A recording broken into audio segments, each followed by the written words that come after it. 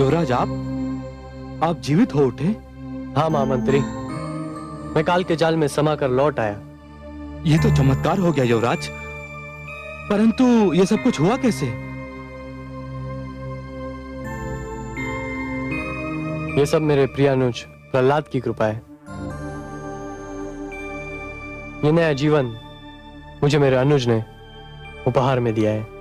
परंतु मैं तो महाराज और महारानी को असुर लोक में आपकी मृत्यु की सूचना भी भिजवा चुका हूँ। यह तो बहुत बुरा हुआ भ्राताश्री। बुआश्री आपकी मृत्यु का समाचार सुनकर दुख से पागल होती होंगी। तुम ठीक कहते हो अनुज। उन्हें तुरंत सूचना भिजवाइए कि यहाँ सब कुशल है। जो आज्ञा युवराज। नहीं भ्राताश्री, हमें स्वयं आसुरलोक पहुंचना होगा। वहाँ हाहाकार मचा होगा। आपके मृत्यु के समाचार के उपरांत बुआश्री को आपके जीवित रहने के समाचार पर विश्वास नहीं होगा। उन्हें विश्वास उसी समय होगा जब वो अपनी आंखों से आपको जीवित देखेंगी। कितना सुख होगा उन्हें आपको देखकर। भ्राताश्री चलिए, मैं भी आपके साथ चलूंगा। अवश्य अनुज, अब तो मैं वही करूंगा जो तुम कहोगे। मेरा ये जीवन तुम इन्हें तो लौटाया है। महामंत्री जी, हमारी यात्रा का प्रबंध किया जाए।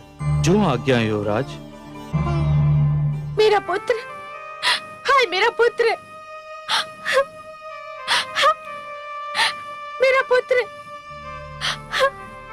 हाय मेरा पुत्र। तुम क्यों विलाप कर रही हो? तुम्हारा पुत्र नहीं मरा, मेरा पुत्र मरा है। तुम्हारा पुत्र? तुम्हारा पुत्र? ये तुम कह रही हो बहन सिंह का? आलाद को मैंने तुम्हारी गोद में डाल अवश्य दिया था। उसे भूल जाने की चेष्टा भी की थी, पर उसे पेट में तो मैंने ही रखा था। मैंने उसे अपनी कोख से जन्म दिया था। उसे मैंने ही अपना दूध पिलाया था। वो मेरे ही शरीर का अंश था। वो मेरी आंखों का तारा था। हाँ हाँ था, परंतु उसकी हत्या भी तुम्हारे ही दूसरे पुत्र प्रहलाद ने की। अरे मैंने तुम्हारे पुत्र आलाद को अपनी छाती से लगा लिया था, अपना पुत्र बना लिया था उसे। तुम्हारी कमी का आभास उसे कभी होने न दिया था, परंतु तुम्हारे दुष्ट पुत्र प्रहलाद के कारण वो काल के जाल में समा गया। मैं तुम्हारे पुत्र प्रहलाद को कभी क्षमा नहीं करूंगी, कभी नहीं। हत्यारा है वो, हत्यारा। मेरा पुत्र अपने शत्रुओं पर भी दया करता है।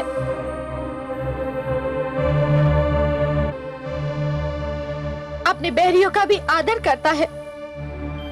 वह कैसे अपने भाई का हत्यारा हो सकता है? पर वो हत्यारा है महारानी, हत्यारा है वो। उसी ने आलाद की हत्या की है। हाँ हाँ, उसी ने आलाद की हत्या की है। मैं प्रहलाद का सर्वनाश कर दूंगी, मार डालूंगी मैं उसे। मैं उसके शरीर को जलाकर भस्म कर दूंगी। नहीं माते, माते इधर देखो, मैं जीवित हूँ। पुत्र, पुत्र,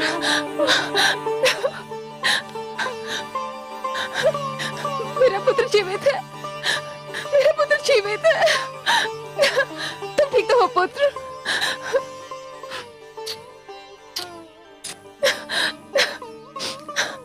महाराज देखिए, मेरा पुत्र जीवित है, जीवित है मेरा पुत्र।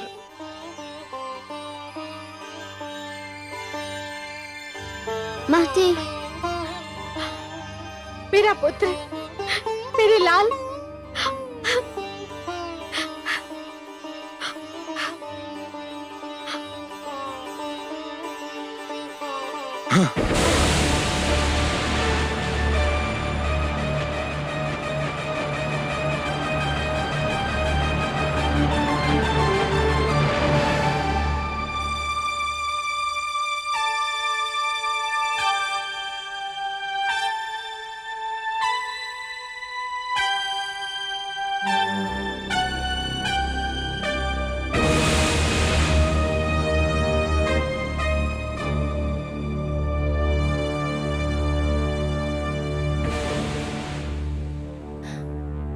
दूर रहे मुझसे दुष्ट। ये आप क्या कह रही है माताश्री? मेरे प्रिय अनुज प्रहलाद ने तो मुझे जीवन दान दिया है। मैं तो केवल आपको अपने जीवित रहने का समाचार भिजवा रहा था, पर अनुज प्रहलाद ने अनुरोध किया कि मैं स्वयं चलूं और एक माता अपने पुत्र को जीवित देख ले। आप इसे झिड़क रही हैं? यह तो पुरस्कार का अधिकारी है।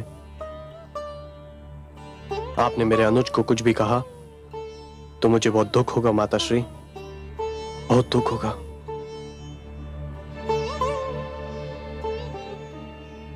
मुझसे भूल हो गई पुत्र। तुमने वास्तव में पुरस्कार योग्य कार्य किया है। तुम जो भी मुझसे मांगना चाहो मांग लो। भ्राताश्री को जीवन मिल गया, मेरे लिए यही सबसे बड़ा पुरस्कार है। यह कैसे संभव है पुत्र? मेरे पुत्र आलाद ने मुझसे कहा है तो मुझे तुम्हें कोई ना कोई पुरस्कार तो देना ही होगा ना। तुम स्वयं अपनी इच्छा से कुछ मांग लो तो मुझे भी हर्ष होगा और आलाद को भी प्रसन्नता होगी। अब संकोच न करो पुत्र, जो जी में आए वो मुझसे मांग लो। यदि आपकी यही इच्छा है तो मुझे अपना वह चमत्कार दिखा दीजिए जिसके चारों ओर चर्चा है। अग्निदेव ने आपको जो वरदान दिया है, मैं अपनी आंखों से उसका प्रदर्शन देखना चाहता हूँ। कितनी सुंदर बातें करते हो तुम पुत्र। तुम वास्तव में बहुत ही भले और भोले बालक हो। तुम मुझसे कुछ भी मांग सकते थे, परंतु तुम्हारे मन में किसी भी वस्तु का लोभ नहीं।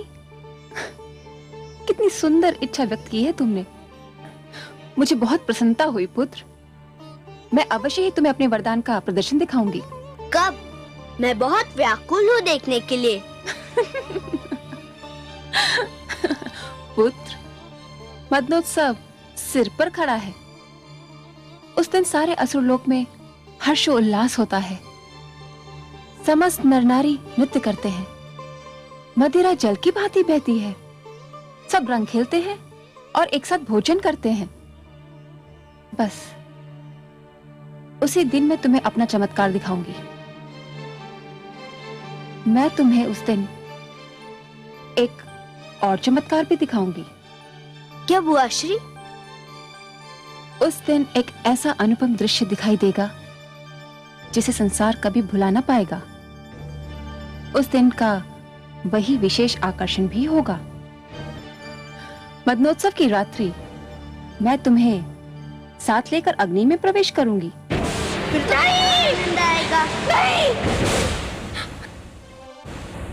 आज तो मुझे वास्तव में पुत्र प्रहलाद पर बहुत क्रोध आ रहा है। भोलेपन का यह अर्थ तो नहीं कि कोई जानबूझकर मृत्यु की गोद में जा गिरे। क्या हुआ महादेवी?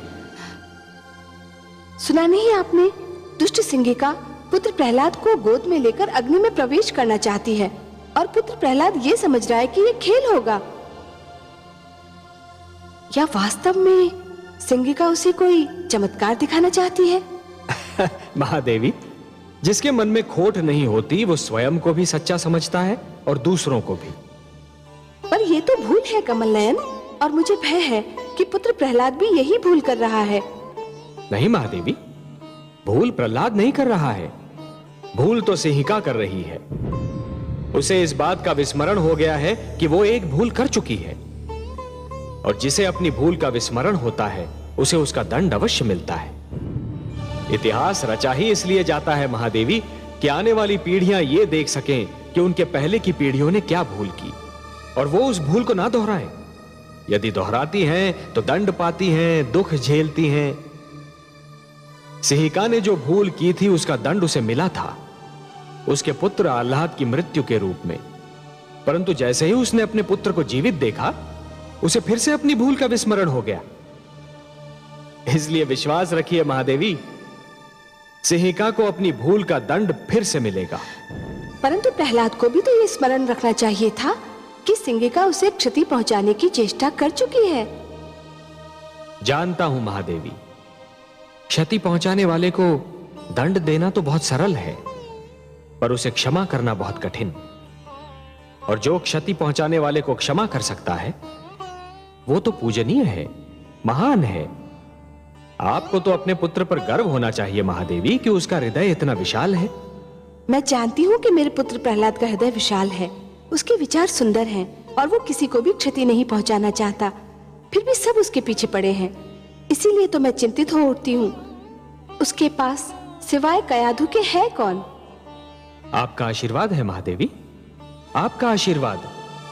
और जिसके साथ आप जैसी जगन माता का आशीर्वाद हो, उसे किसी से क्या भय हो सकता है। महादेवी, मैं तो आपको कई बार बता चुका हूं कि आपका आशीर्वाद ही प्रहलाद की सर्वाधिक महान शक्ति है।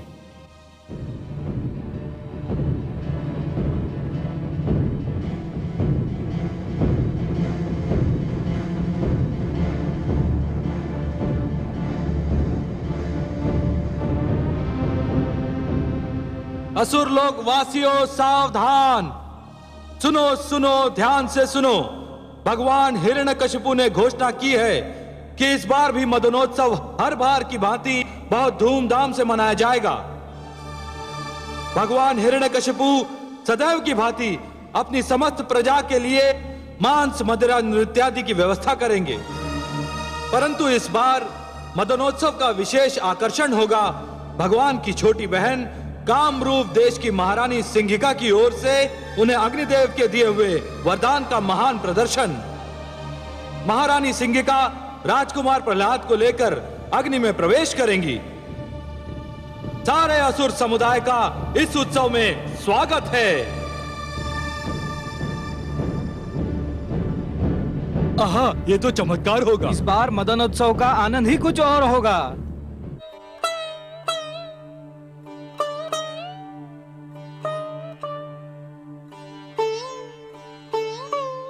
ये कैसा उत्सव है कमल नयन? मांस मदिरा हुड़दंग, क्या इसे उत्सव कहते हैं? नहीं महादेवी, इसे उत्सव नहीं, आप असुर संस्कृति के असभ्य प्रदर्शन का नाम दीजिए। उत्सव तो नाम है आनंद की पवित्र भावना का। उत्सव नाम है ऋतुओं के आगमन का। जब प्यासी धरती पर वर्षा की पहली फुहार गिरती है और माटी से सौंधी सौंधी सुगंध उमड़ती है, तब उत्सव मनाया जाता है कि अब धरती की प्यास मिटी, अब खेती लहराएगी, हरियाली नाच उठेगी। जब माथे पर पसीने की नन्ही नन्ही बूंदें फूटती हैं, तब उत्सव मनाया जाता है कि शरीर को कपकपाने वाली शरद ऋतु से पीछा छूटा। जब धूप भली लगने लगती है और समीर का झोंका मन में आह्लाद निर्माण करता है, तब उत्सव मनाया जाता है महादेवी कि झुलसाने वाली ग्रीष्म ऋतु का अंत हो गया।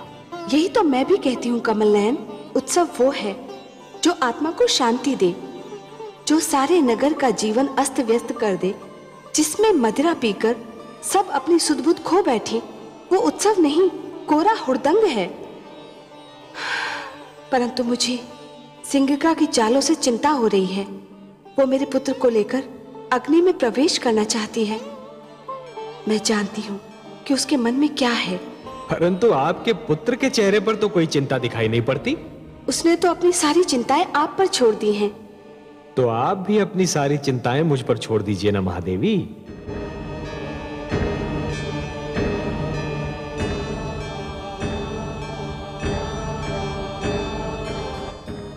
क्या हुआ भाभी श्री?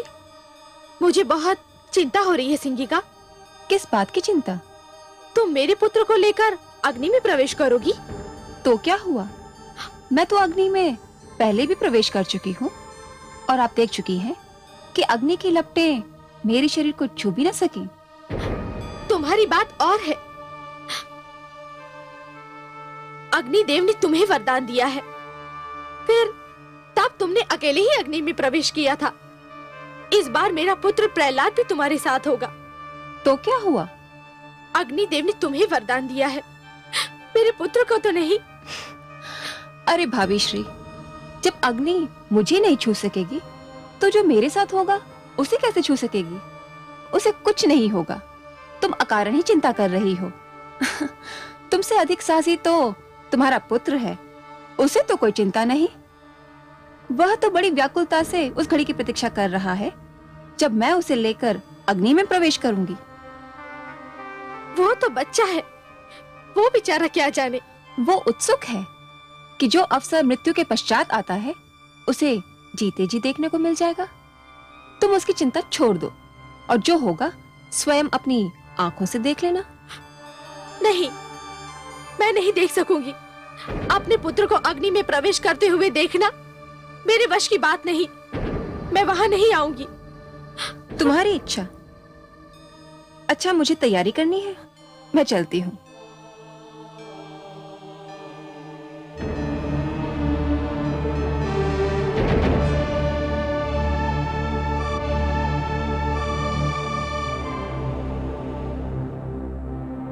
माताश्री तुम्हें लेकर अग्नि में प्रवेश करने वाली है। मैं तो एक एक पल गिन रहा हूँ। शीघ्र आए वो घड़ी जब मैं वो चमत्कार देख सकूं। यदि तुम्हें कुछ हो गया तो? बुआ कहती है मुझे कुछ नहीं होगा, मैं उनकी रक्षा में रहूंगा। और तुम्हें विश्वास है कि ऐसा ही होगा? हाँ, अग्निदेव का वरदान है उन्हें। पर तुम्हें तो नहीं है। तुम्हें कोई चिंता नहीं? मैं तो इतना जानता हूँ कि वही होगा जो मेरे विष्णु की इच्छा है। फिर मैं चिंता क्यों करूं? इतना विश्वास है तुम्हें अपने विष्णु पर? इससे भी अधिक। क्या उन्होंने तुम्हें कोई शक्ति प्रदान की है? उन पर अटूट विश्वास ही तो मेरी शक्ति है। जो भी तुम्हारे विष्णु पर अटूट विश्वास रखेगा, क्या उसे शक्ति प्राप्त होगी? अवश्य भ्रातृश्री। संसार में तो सारा खेल विश्वास ही का है। विश्वास ही तो शक्ति देता है। मुझे भी दे सकता है? हाँ हाँ, तुम्हें भी दे सकता है। यदि ऐसा है तो मुझे भी अपने विष्णु पर विश्वास करना सिखाओ।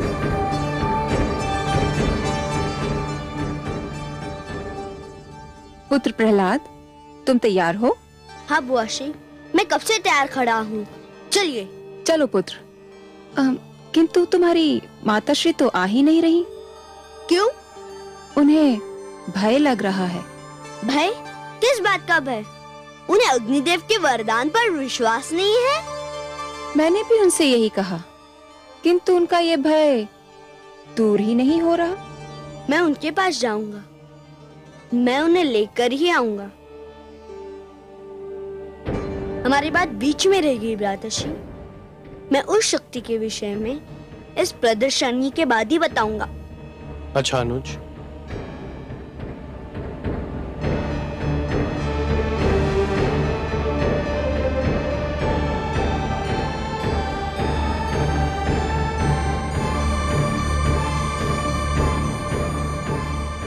इस प्रदर्शनी के पश्चात तुम्हें किसी से कुछ भी कहने का अवसर नहीं मिलेगा।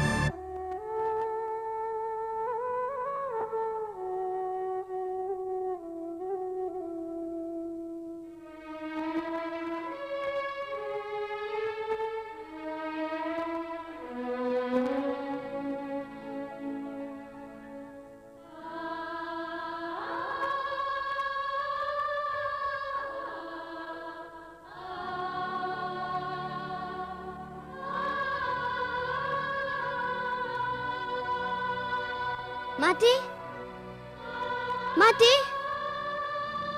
माते। पुत्र, बुआशी कह रही थी कि तुम प्रदर्शनी में नहीं आओगी। हाँ पुत्र, वो सत्य कह रही थी। परंतु क्यों? मुझे बहुत भय लग रहा है। भय? तुम एक साहसी पुत्र की साहसी माता हो ना? केवल माता हो पुत्र। और कौन माता अपने पुत्र को आग की लपटों में घिरा देखेगी? और तू भी तो मूर्ख है। तेरी जिस बुआ ने तुझे सर्पकुंड भेजकर मरवाना चाहा था, उस पर फिर विश्वास कर लिया तूने? मुझे बुआश्री पर नहीं, अपने वासुदेव पर विश्वास है। आप क्यों नहीं मेरे विष्णु पर विश्वास करती? करती हूँ पुत्र, करना चाहती हूँ। मैं ये भी जानती हूँ कि तुम्हारे जीवन पर अब तक जितने प्रहार हुए, उन सब से तुम बच निकले। परंतु पुत्र, तुम्हारे विरोधी बहुत ही शक्तिशाली हैं। मेरे विष्णु उनसे अधिक शक्तिशाली हैं। वह सदैव मेरी रक्षा करेंगे। पुत्र, ममता की भावना को तुम नहीं समझ सकते। सब कुछ समझते हुए भी मेरी ममता के पांव डगमगा जाते हैं। यह भय पीछा नहीं छोड़ता कि यदि इस बार तुम न बच पाए तो क्या होगा। मैं क्या करूंगी पुत्र?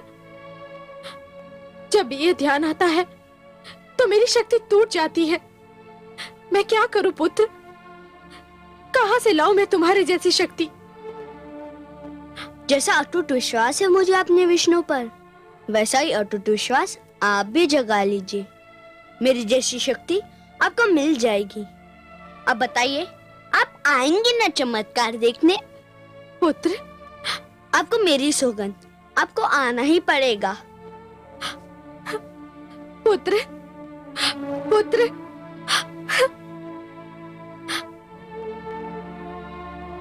घातक, अत्यंत घातक। वो दुष्ट प्रहलाद दिन प्रतिदिन मेरे लिए घातक होता जा रहा है सिंगिका।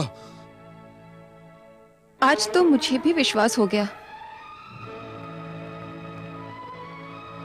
कि यदि प्रहलाद जीवित रहा तो मुझे भी अपने पुत्र आह्लाद से हाथ धोना पड़ेगा। मुझे प्रहलाद से उसकी बातचीत सुनकर भय लग रहा है भ्राताश्री, कि जिस प्रकार प्रहलाद आपसे विद्रोह कर रहा है, कहीं एक दिन उसी प्रकार मेरा आह्लाद मुझसे विद्रोह न कर बैठे। इसीलिए मैं उस दुष्ट के जीवन का अंत करना चाहता हूं सिंगिका, क्योंकि यदि वो जीवित रहा तो दिन प्रतिदिन मेरे विरोधियों की संख्या बढ़ती जाएगी। और जो हमारे विरोधी होंगे वे हमारे भ्रातर्षि हिरण्याक्ष के हत्यारे विष्णु के प्रशंसक हो जाएंगे। मुझे तो ये भी आशंका हो रही है भ्रातर्षि कि कहीं प्रहलाद मेरे पुत्र आह्लाद को विष्णु के प्रेम जाल में फांस न ले। भ्रातर्षि, मैं तो यही देखकर सेहर उठी थी कि मेरा पुत्र प्रहलाद की बातों से प्रभावित हो रहा है। जानता हूं बहन, भली भांति जानता हूं। उस दुष्ट की वाणी बहुत सुंदर है। वो अपनी मीठी मीठी बातों से किसी को भी बहका सकता है।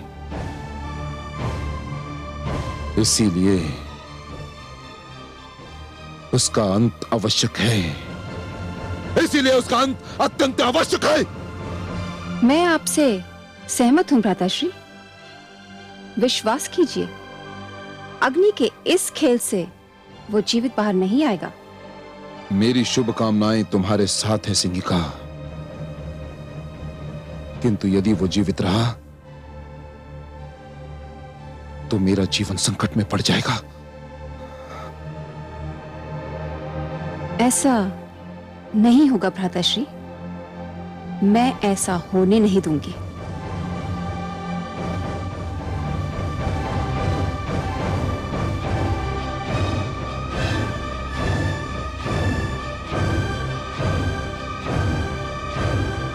हे कमल नयन, सुना आपने पुत्र प्रहलाद ने अपनी माता से क्या कहा? वो कह रहा है कि भक्ति की भावना ही सबसे श्रेष्ठ है, ममता की भावना उसके आगे कुछ भी नहीं। कुछ बहुत अनुचित बात तो नहीं कर रहा आपका पुत्र महादेवी। आप तो इस सत्य से भलीभांति परिचित हैं कि सृष्टि में ईश्वर के अस्तित्व के अतिरिक्त बाकी सब कुछ माया है। मोह माया में फंसना अर्थात अपने जीवन के लक्ष्य को भूलने के समान है। और जीवन का तो यही लक्ष्य है महादेवी कि अपने भीतर छिपी हुई ईश्वरी शक्ति को ढूंढकर बाहर निकालना, अपने भीतर छिपे हुए ईश्वर को ढूंढना। मोह तो भ्रमित करता है महादेवी और फिर भटकाता है। फिर वो मोह चाहे धन का हो या संतान का। परंतु हे दया सागर, माता और पुत्र का स्नेह तो आपकी दी हुई सुंदर देन है। अवश्य है महादेवी, परंतु कोई भी स्नेह अधिक महान नहीं होता। जीवन का तो वास्तविक उद्देश्य ही है कि ईश्वर के प्रेम में अहम को भूल जाना, क्योंकि ईश्वर से प्रेम हर प्रेम का स्रोत होता है। जिस प्रकार मरुस्थल की रेत दूर से जल के समान चमकती है, परंतु निकट जाकर ही यह ज्ञात होता है कि वो तो सूखी रेत है, जल नहीं। उसी प्रकार हर मोह निकट से केवल एक भ्रम सिद्ध होता है महादेवी। ईश्वर से प्रेम ही जीवन के उद्धार का कारण होता है। आपका पुत्र कयाधु की ममता से अपना मुंह नहीं मोड़ रहा महादेवी, वो तो केवल ममता की धारा को भक्ति की ओर मोड़ने का प्रयास कर रहा है, क्योंकि वो जानता है कि भक्ति में ही शक्ति होती है। लीजिए, आपके पुत्र की परीक्षा की घड़ी आ गई।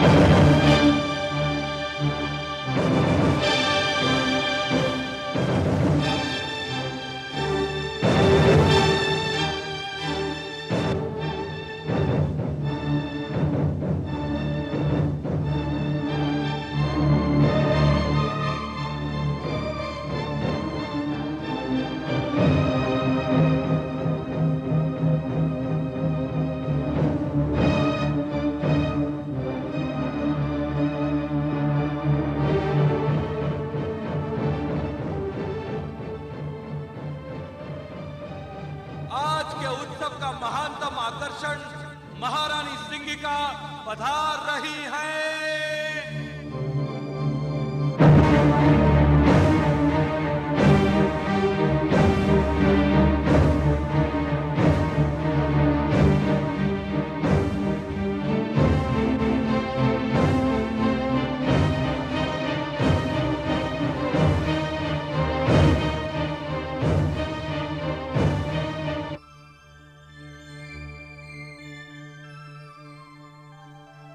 प्रणाम भ्राताश्री।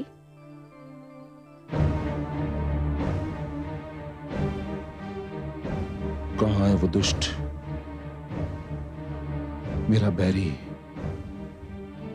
मेरा विरोधी? भाभी श्री को लेने गया है। वह इस उत्सव में आना ही नहीं चाहती थी, परंतु प्रहलाद चाहता है कि उसकी माता भी इस अनुपम दृश्य को देखे। अभी उन्हें लेकर आता ही होगा। सिंगिका, उसकी मृत्यु अत्यंत आवश्यक है, अत्यंत आवश्यक। इस बार वो बचना नहीं चाहिए। नहीं बचेगा भ्राताश्री। आज आप अग्नि की लपटों का अद्भुत खेल देखेंगे। वही अग्नि जो मेरे शरीर को छू भी ना पाएगी। देखते ही देखते उसकी लपलपाती जीभ प्रहलाद के शरीर को चाट जाएगी। कुछ ही पलों में उसकी कोमल काया को वो राख में परिवर्तित कर देगी और वायु के झोंके उस राख को उड़ा ले जाएंगे। महारानी कयाधु, युवराज आह्लाद और राजकुमार प्रहलाद पधार रहे हैं।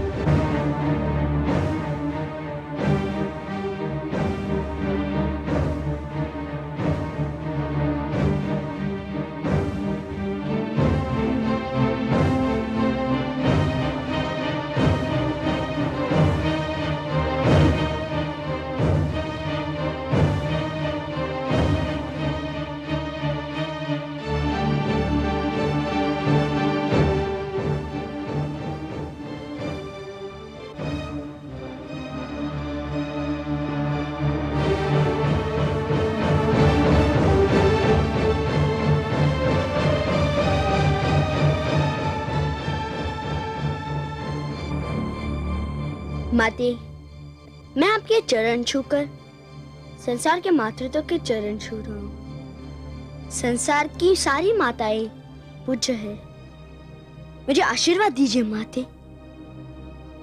आयुष्मान भव पुत्र, आयुष्मान भव। चिरंजीवी भव पुत्र। चलो पुत्र।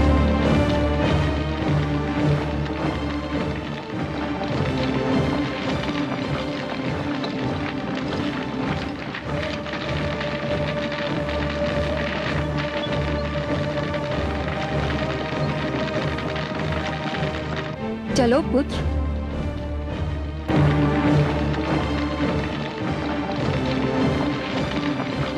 वो घड़ी आ ही गई पुत्र, जिसकी तुम बड़ी उत्सुकता से प्रतीक्षा कर रहे थे। मेरे भी जीवन की अनमोल घड़ी, तुम्हारे जीवन की अद्भुत घड़ी पुत्र। जो भी इस चमत्कार को देखेगा भूल नहीं पाएगा, और जो भी इस चमत्कार की चर्चा सुनेगा सिहर उठेगा। रहते महाप्रलय तक आज की इस प्रदर्शनी की चर्चा रहेगी। चलो पुत्र।